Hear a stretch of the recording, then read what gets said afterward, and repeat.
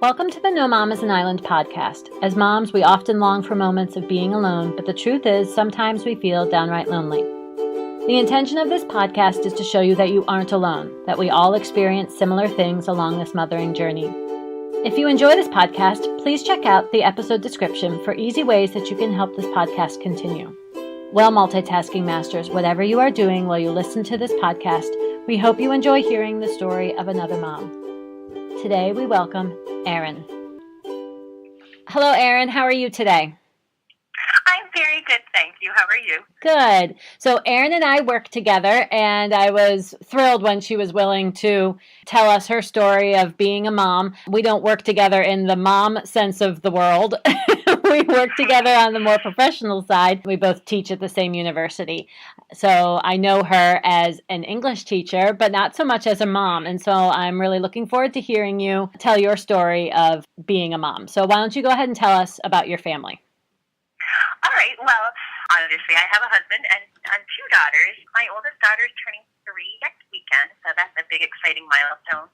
And then we also have a 17-month-old daughter. So it's Serena and Delaney, and they're completely opposite personalities. Serena's my ponderer, thinker.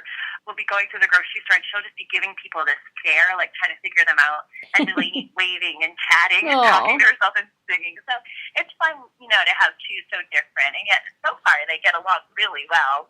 They can't wait to run into each other's rooms in the morning and wake each other up. Oh, so that's adorable. I'm hoping that continues. Yes. Oh, that's sweet. So they are about a year and a half apart. Is that right? Yeah, am I doing the math? 18 months apart, which seemed like a good idea at the time. And then when it happened, we just kind of were like, what were we doing? But I think that's only a questionably good idea for a short amount of time. And then it gets into being easier. And then for a long time of their childhood, they'll be practically the same age, which actually I think is really lovely. They can be friends. They're in the same stages together. They do things together. I actually think it's a lot of fun. My kids are close together like that too. And so, yeah, I think it's great. Yeah, I think once they're both sleeping through the night, then it'll seem like a great idea. Because seeing them play together already, I'm like, oh, this is great. But being up with two at night is not so fun. Not so fun? No. But yeah, when you think about it, as they get a little bit older, they have, same interest in the playground, and then same interest when you go on vacation, same interests when you go to an amusement park. They can ride the same things. Like all of those things, I think, are a lot of fun because they're close together. Well, you just have to get through the chaos of them being close together at first. So my oldest, Hannah. Hannah was 5.5 when my youngest child, number 4, was born. So, oh my goodness. So there was a season, like a stretch there where like everybody was small, or at least that's how it felt. I feel like I shouldn't even call what I have chaos compared to that. Oh, I think chaos can happen in any context. It doesn't necessarily have to have anything to do with how many of them there are. It just becomes chaos. Like it's just more people adding to the chaos. It's just still there regardless. Yes. Yeah. Yeah, that was an adjustment with child number 3, is the 2 hands, 3 children concept. And I feel like that adjustment was a little tricky. I think actually the adjustment from 1 child to 2 children was the most difficult. Obviously, going from no children to 1 is like a huge deal because it changes your life completely. But as far as the children adjustment goes, I think the going from 1 to 2 is the hardest. That's interesting. I mean, since I don't have a third, I can't comment. But for me, the going from no child to 1 was the hugest. And then adding a second, I felt torn between the two a lot. Like, am I giving Serena enough attention? But at least I was already used to what it was to have babies. So it wasn't quite so earth-shattering, I guess. Right. But. Yeah. So, I mean, having no children to 1 child is life altering. That makes your life look completely different.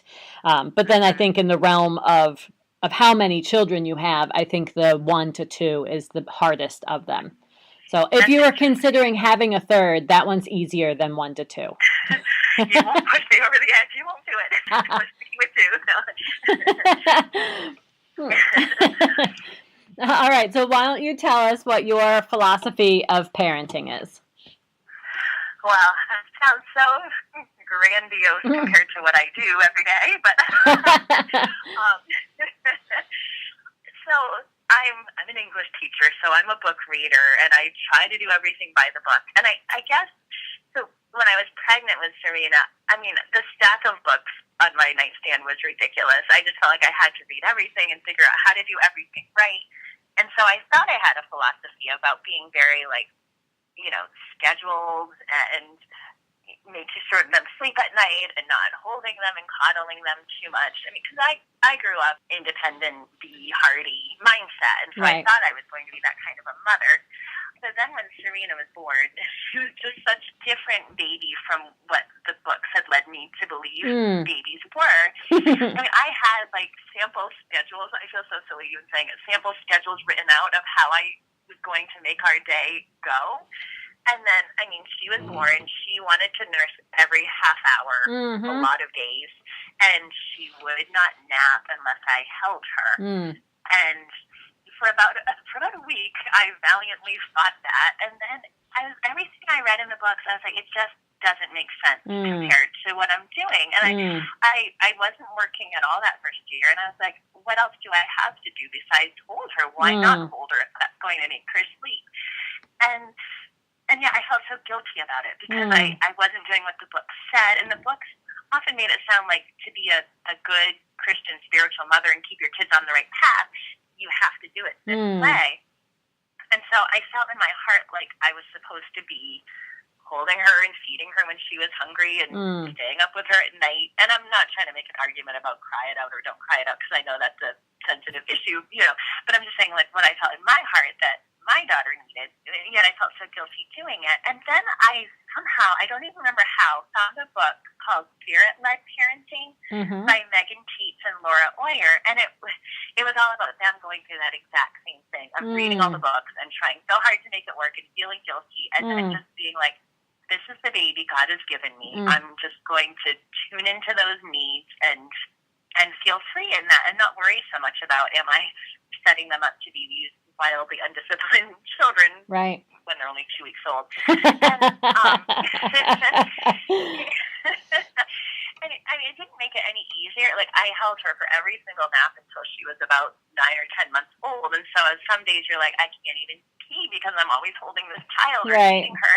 But in that, I also found rest because when she was sleeping, I was sleeping. But if I wasn't holding her and she was crying, then none of us were getting sleep. So I just was able to find God's grace in that. And I read a whole bunch of books on my iPhone while I was holding her. And so I was like, in a weird way, like, God's giving me rest and grace. And so that's the whole parenting philosophy. So I guess what I've tried to come to is, like, I never really understood too much what it meant to walk in the Spirit. Like, I would read those verses and think about it and thought I knew, but that was just such an example to me of just tuning into God and taking advice and taking counsel and reading books, but not letting those things kind of master me, but still being able to listen to His voice. And so I'm trying to apply, now that they're getting a little older, trying to apply that to, how do I discipline them and how do I run our day? And so just really realizing that I have to be spending time with God and praying and doing those basic things that seem so basic and obvious, but that really do make all the difference because then you're trusting Him and not trusting the book or your own wisdom, which isn't wise. I think that one of the neatest things about parenting is what it teaches us about God's relationship to us as His children. And so as I'm listening to you, talk about, like, figuring out or knowing your child and what your child needs and then adjusting what you're doing to what your child needs. It's just such a reminder too. And God demonstrated that to you even in that, but like how He knows us and does what we need for us so that, so that we can grow and mature and develop and all that kind of thing. In the same way that as parents, like, we try to know our children and work with them, for everything from meeting needs to the discipline aspect and how there isn't just like a one set book manual kind of answer. And I think the more I think about that and the longer I live and the more I see how God works not only in my life, but in the lives of people I know. I see him do that same thing for all of his children. And it's just kind of a cool thing that we get to see it on the human level in our parenting and, in having our own children. And I think that's really neat. And you're right, though. And I actually had a guest recently when I asked her what her favorite parenting book was. She said, all right, so some people might not like this answer. I was like, it doesn't matter what your answer is. It's your answer. You can say whatever you want. And she's like, I don't like any of them. And she's like, I tried a whole bunch of them and all of them just stressed me out.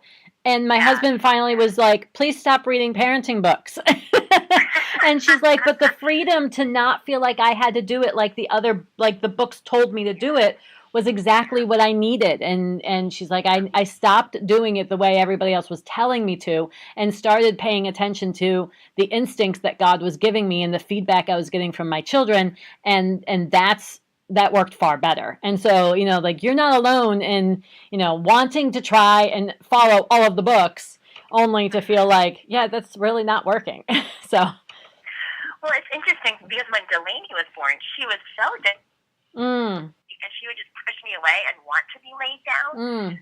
And which would have been my dream come true with Serena, but then I was sort of like, oh, don't you want me to cuddle you and help you sleep? So then I had to readjust again to what she needed. So, right. Yeah, it's so interesting. Yeah, it really is. So what has been your favorite thing to watch your girls learn or to teach them? Well, I guess because of the English teacher in me, I just love teaching them to love books and to love nature too, because I grew up in Maine and so I lived outside, and so starting with books, with Serena, the day I brought her home from the hospital, I just had her sitting in my lap and I was reading out loud to her from whatever book I had been reading before I went into labor. Right. And then, when she'd be laying on the floor playing, I would kind of lay beside her on my back and hold a book up over our heads and read. And we've just always read. And she really took to it. From the time she was 2 months, I could tell she was really looking at these pictures and studying them out. And Delaney wasn't like that quite as quickly. But now she will say to me, read a book, So it just kind of thrills me. And to be able to pull some of my books that I had when I was a kid and share them with them is really fun. Do you have favorites? Like, do you have a few that are like yours or your girls, like really their favorite that you can quote and they can turn the pages because everybody just knows it that well? I feel like we have so many. Okay. They love the little golden book, We Help Mommy. And that was my favorite when I was a kid too. I don't know if you know that one. No, I don't. I know a lot of the golden books, but I don't know that one. Yeah, it's Eloise Wilkin illustrated it, and she just has such sweet, innocent little kids in her drawings, and it's just these kids, brother and sister, going through their day, kind of taking part in whatever their mother is doing and helping her. Yeah, so we really like that one. Make Way for Ducklings has been a hit lately, which I thought that was a little long, but Serena really wanted to read it, so I was like, okay, we'll try it. And read it. Cute. So one of my favorites when my kids were little was, and I always mess up the title because it's long, but it's The Little Mouse, The Red Ripe Strawberry, and The Big Hungry Bear. I think I have it in the correct order. Okay, so I love that book. Obviously, I haven't read it in a long time because my children are all big, but I recently purchased it for a dear friend who just had a baby to give to them. And when we were on our way to the hospital to visit them and my son was in the car, he was looking at it and I started reading the pages. Now, I was driving, so I was just quoting it from memory. And he was like, I can't believe you remember all of the words to this book. I was like, I love the book and I read it so many times that it's just ingrained in my memory. And he's like, you're nuts. And I was like, he's 15. But he was so entertained. But my favorite thing about that moment was that there's one page that's funny. He laughed at 15. I'm like, it still has its charm because my 15-year-old son still found it funny. That's wonderful. Yeah, so that's one of my favorites. That's nice it's still your favorite after all of those readings. Some of these books, I admit, I just have to send them to sister stories. I can't take them anymore after all the readings. Yeah. Most of them I still love. Right, that's funny. All right, what has been your least favorite thing to teach them or watch them learn? This is probably going to sound terrible, vulnerable, but trying to teach manners, like Mm. thing that just takes so much repetition and Yeah. rote, and you feel like you're not getting anywhere with it. Right. And even things like teaching them to the ABCs or Mm-hmm. number letter recognition. I mean, they're kind of young for that, but I feel like those kinds of things, it's such a competition with other mothers. Mm. Not that it's supposed to be, but you feel like it's so easy to compare. Oh, well, I have a friend whose 3-year-old can recite the names of all the presidents of the United States. It's just like, that makes me feel bad about myself, not only as a mother, but as a person, because I can't do that for myself. You need to just look at them and be like, you win. Like, I just concede you win. So I feel like the big picture, like teaching them to love books or taking them on nature walks and showing them the flowers, I love that kind of stuff, but kind of the nitty gritty, more like skills or Yeah. I'm not even quite sure how to categorize it, but the things that, that just take tons of repetition and Right. time and aren't so inspiring. Yeah. those are probably my least favorite. Yeah. Yeah, I can see that. Some of them, they take such intentionality to make them happen that sometimes it's just so much easier to not. Like, it's just so, some of them and to don't. find the balance between pushing it, like doing it, but not pushing it so much that you make them angry or, Right. I kind of struggle with that. Yes, right. And then, yes, I totally agree. Like the struggle within your own head of like how hard to push something, because you're like at some, if they didn't want to brush their teeth, I would still make them brush their teeth because I know it's good for them to and bad for them not to. And so like, then you analyze, is it bad that if I don't push them in this, because there have been plenty of things over the years that I've struggled with that very like concept of, is this something I should push or not, or let it happen more naturally? And right. I don't know that I ever feel like certain about the answer on that one. Yeah, and those gray areas are so uncomfortable. Yes. All right. What has been a high moment for you in parenting? Well, this is probably going to sound funny after what I just said for my least favorite thing to teach. Honestly, potty training was kind of a high moment, partly because I dreaded it so much. Okay. Because you hear everyone talking about how terrible it is. Yeah. And it just seemed to me like just a setup for failure and for feeling bad about myself as a mother, and that my kid would be 6 and still in diapers or whatever. And it's also one of those areas where I could have read 10,000 books and driven myself crazy. But I just read one book, and it seemed very common sense, and so I went with it. And it was sort of the, you take like 3 days at home and you don't go anywhere, and you chase your kid around with the potty and put them on it whenever you see them starting to go and stuff like that. But to me, the idea of just staying home for 3 days was almost unbearable, because we always at least go to the park or the library. And like, how are we going to do this? But it was so good, honestly, to just be home and to not feel like we had to go anywhere, and to be a little more creative, or just to read more books or go outside in the yard more. And honestly, after the first day, Serena, she didn't want to use the potty when I was with her, but for 1 minute I took my eyes off her to do something in the kitchen, and she came and brought her potty to me, having peed in it. And like, okay, it just taught me something about her, that like she just needs some space to do it on her own. She's completely capable. The lesson in like understanding who she is, and then also taking some of the pressure off to always be going places and doing things. Yeah. And certainly potty training hasn't gone like it wasn't like, oh, one day and we're done. I mean, we still have right. Oh yeah, of course. But it just made me feel like God created us with natural processes, and if we can tune them into those and try to do things when the child's ready and respect their personality. So it was kind of a good confidence booster, but also like some lessons in rethinking some of the ways I've been doing things. Yeah. Yeah, that's amazing. That's the first time I've had somebody list potty training as a positive thing. Usually it's people's least favorite. So that's really cool that it wound up being one of those things that you're like, no, like, like we can work together on this, like as a parent and a child. And I think, sometimes we get ourselves so worked up about the success or failure of something that we need, that we know we need to teach our children, that we make it almost like too much of a thing. It was kind of like a just relax and work on it together type of moment. I think that's really neat. Yeah, sort of be a team instead of like adversarial or whatever. Right, right. Because sometimes those things, as moms, we get so worked up about them that we do become like, it's you against me. It's mom against child, and like that never goes well. And no, it does not. And it stresses everybody out and winds up making it on the list of things I hate. For you and the child, and that's really cool though, like to hear a perspective where like a different angle was taken on it and how successful and wonderful that wound up being.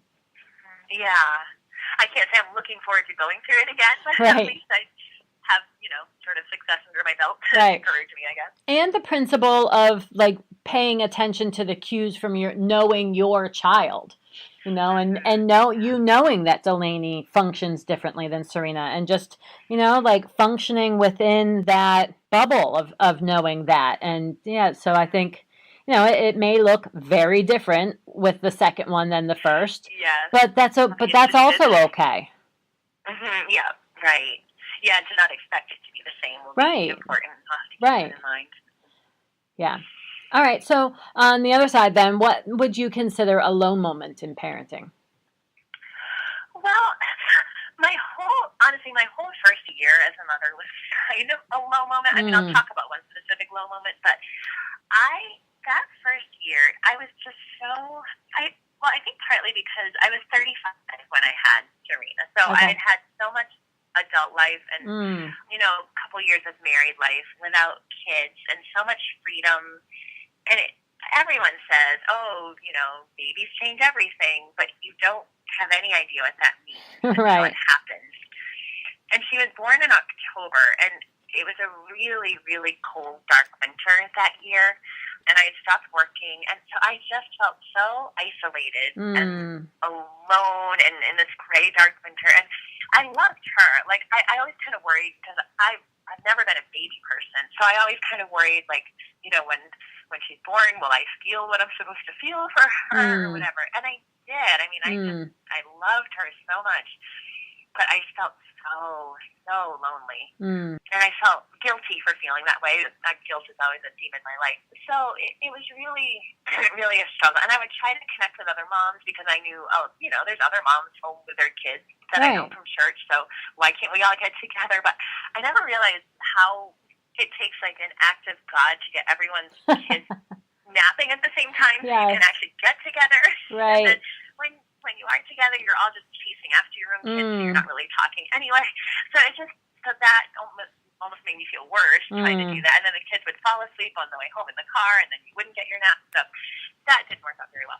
So anyway, this is going to sound very pathetic, but sometimes we would just go to Walmart and walk around because we needed to get out of the house and it was too cold to go to the park. And we just needed to be somewhere. So we'd be walking around Walmart, and people, I don't know, something about Walmart makes people exceptionally chatty.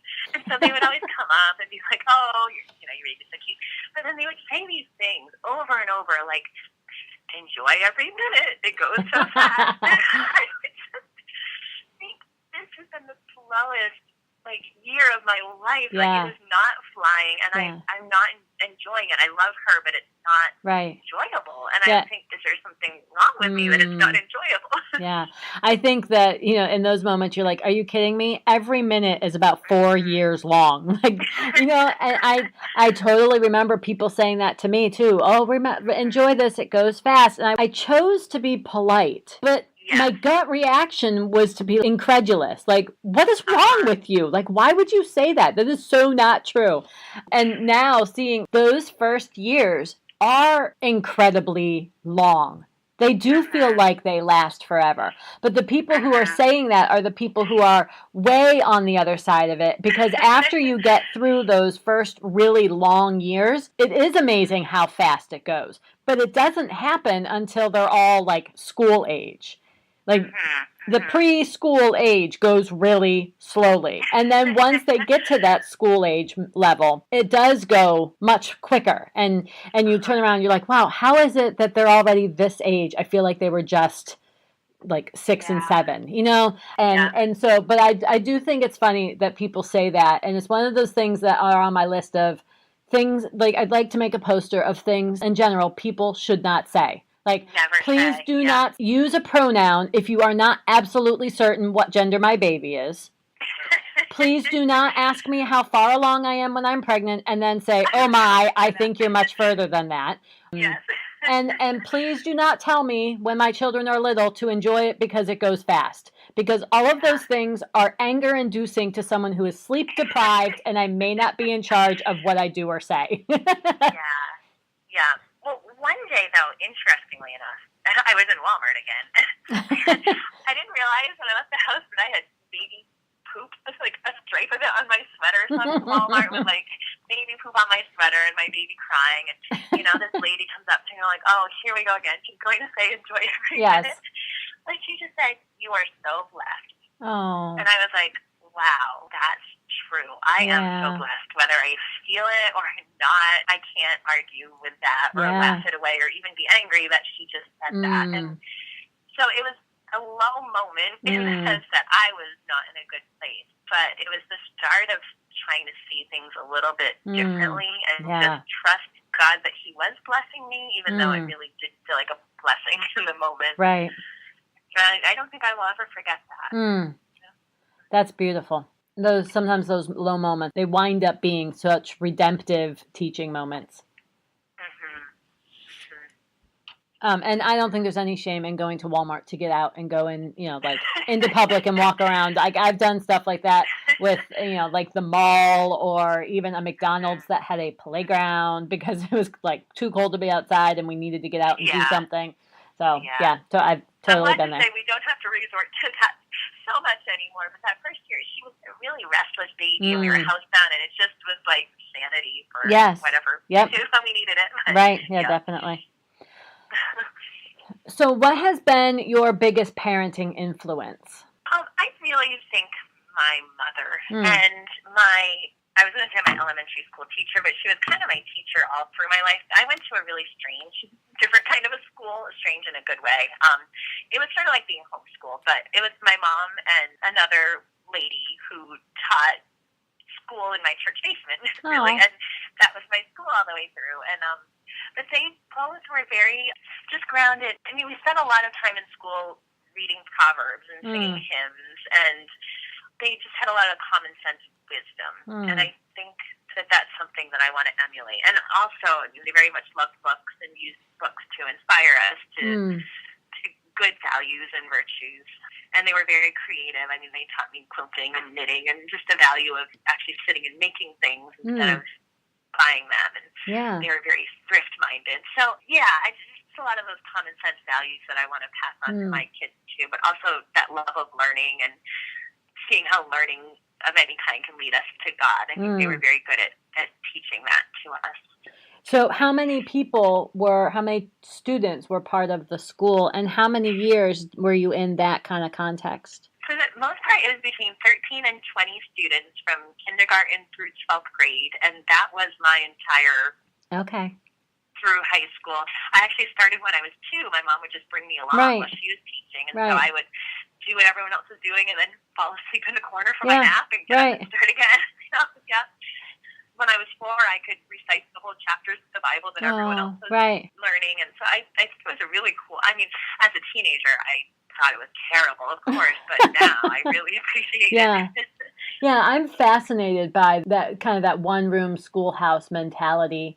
And, I can see why different systems grew as population grew and stuff like that. And I can see the certain benefits of the system as we see it now. But there's something about that one-room schoolhouse that I still find, that principle that I find really appealing. And there have been a couple times over the course of my kids going to school where I never took serious steps to make it happen, but severely thought about doing exactly that and seeing if I could convince people to join me, because I just thought, the cool environment and experience that the kids could have, and the diversity of the certain people that I was thinking if I could get them to join me, the diversity of teaching styles and subject strengths that I thought could be represented in that. I just was like, wow, that would be so cool, and such a rich learning environment. Yeah.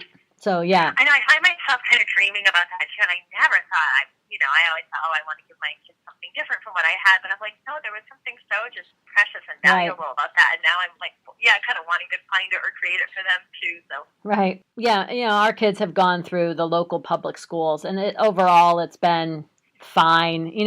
It's fine because we take it pretty seriously. It's our responsibility to make sure that they know the things we know that they need to know.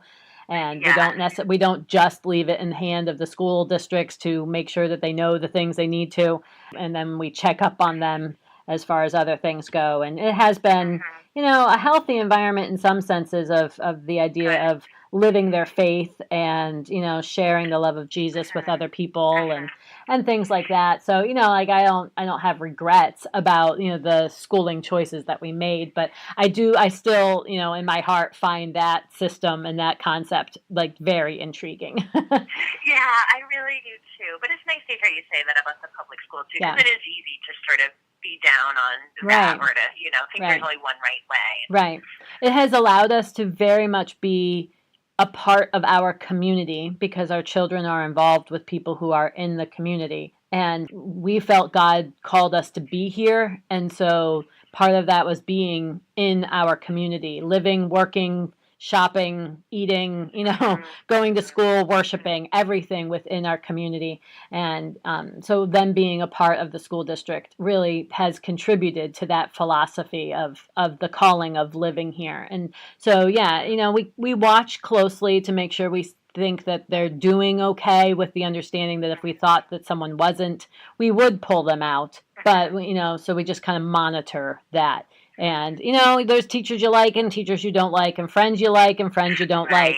But I kind of feel like you could have that experience pretty much anywhere. And, we just try to keep encouraging our kids about what truly matters and, their character and their relationship with Jesus more than, whatever the thing is going on at school. Well, that's kind of neat that you take it on as a family project of being involved in the community instead of just saying, well, we'll send them into the school so they can be salt and light or whatever, but that you see it as kind of your whole family collective responsibility. Right, yeah.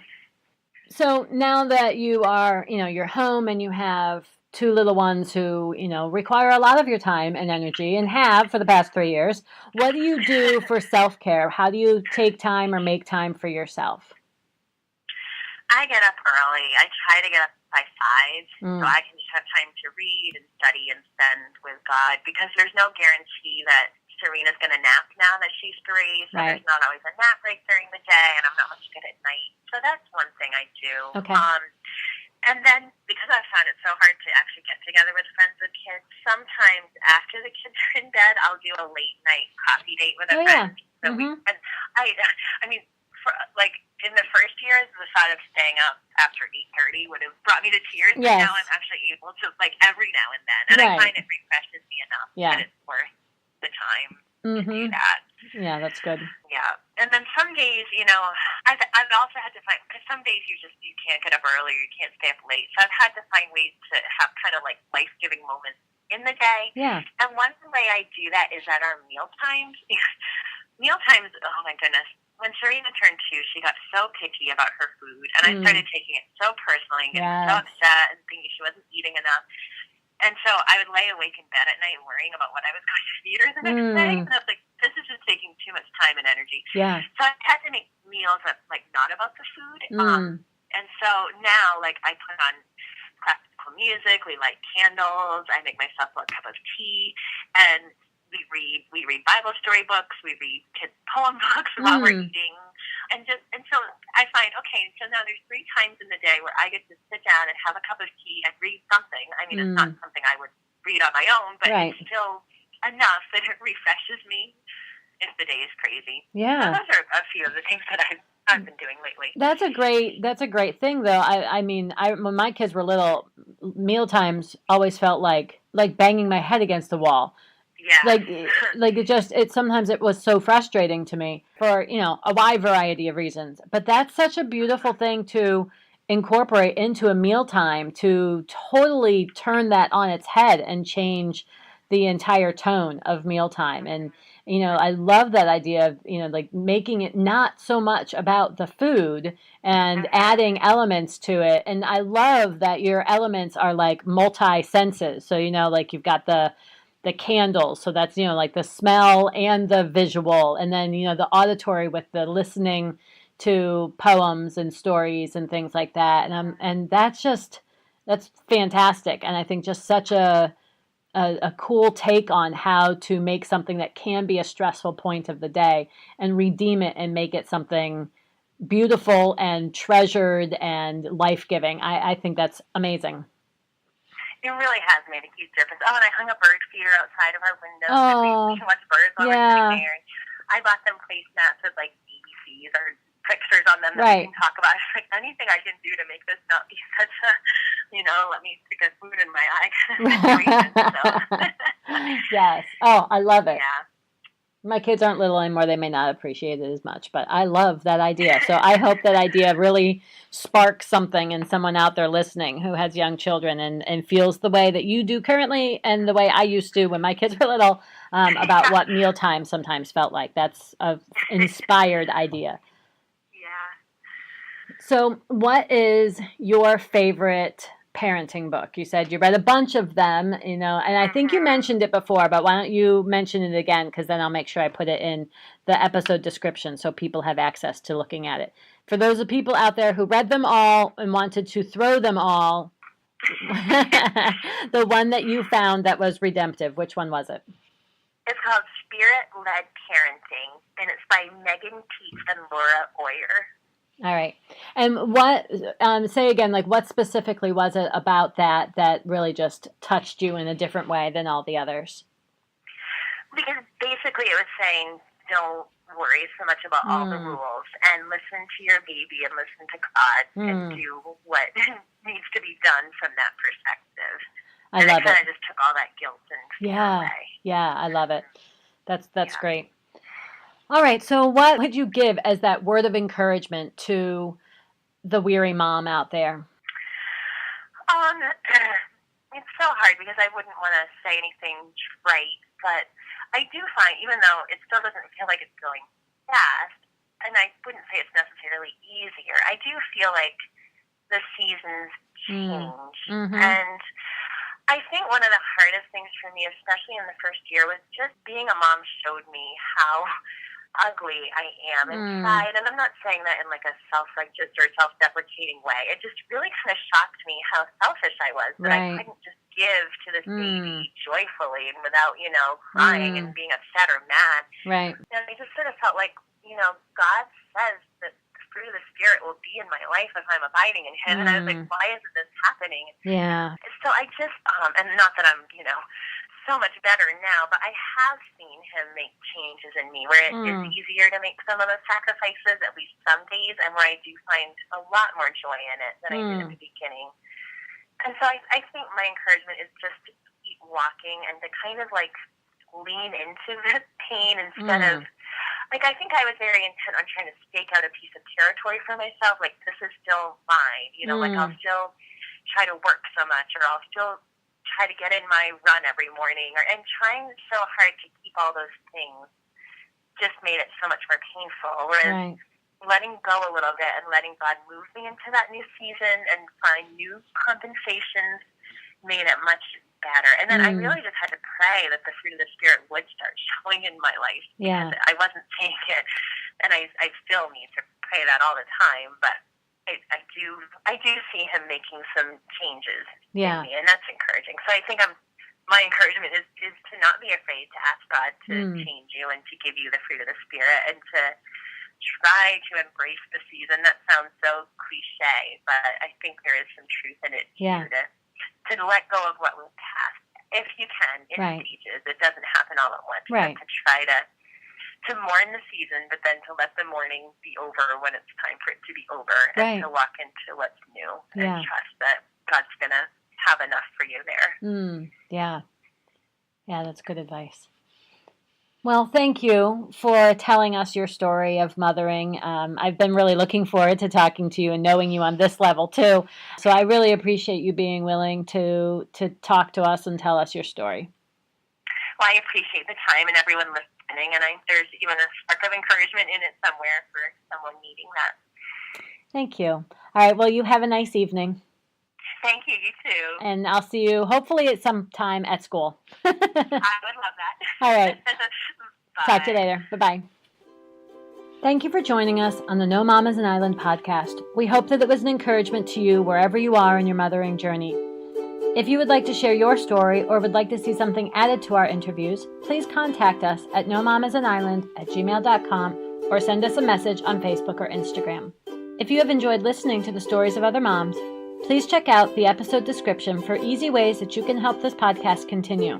Also listed in the episode description is the book that Erin told us about in today's episode. Thank you for listening.